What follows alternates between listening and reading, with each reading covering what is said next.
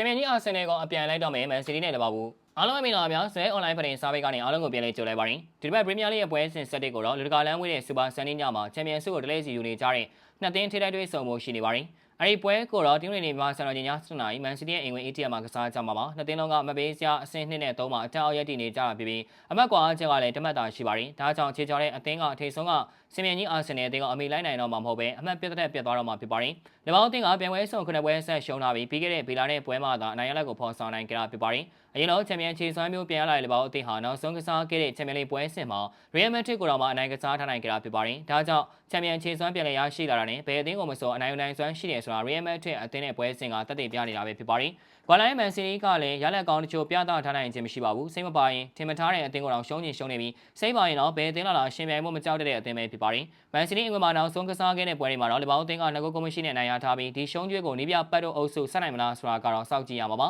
။ဒါပေမဲ့နှစ်သင်းစလုံးကဒီယာဒီမှာတိုင်ပတ်နေကြတာအားလုံးအသိပဲဖြစ်ပါတယ်။အရင်ကပရီးမီးယားလိမှာဘောလုံးကန်တဲ့အသင်းမှန်သမျှအနိုင်ယူလေးရှိတဲ့မန်စီးတီးအသင်းဟာဒီယာဒီမှာဘာတွေမှားနေလဲအဖြေရှာနေပုံပါမယ်။ချန်ပီယံလီဗာပူးကတော့ရာသီအစမှာရုန်းကန်ရသလောက်နောက်ပိုင်းပွဲစဉ်တွေမှာမရှုံးအောင်မနေကစားနေရတာဖြစ်ပါတယ်။မန်စီးတီးကအင်္ဂလန်ဖြစ်အာလန်ကလည်းလောလောကိုမျိုးနေလို့အနေငယ်လေးတာသလိုထင်ရပေမဲ့လီဗာပူးအသင်းကအမေရိကန်က ETL လာပြီးအနိုင်ယူထားနိုင်တယ်ဆိုတာကိုလည်းထည့်တွက်ထားရမှာပါ။မိတော့ပင်ဆိုစီကမူဒီအသင်းနှစ်သင်းကြားမှာပြိုင်ဆိုင်မှုကပြင်းထန်နေဆိုပေမဲ့ဘုံရန်သူဖြစ်တဲ့စင်မြန်ကြီးအာဆင်နယ်ကိုဘယ်အသင်းကရှင်ပြီးအပြိုင်လဲနိုင်မလဲဆိုတာကတော့စောင့်ကြည့်သွားတော့မှာဖြစ်ပါတယ်။အားလုံးကိုကျေးဇူးတင်ပါတယ်။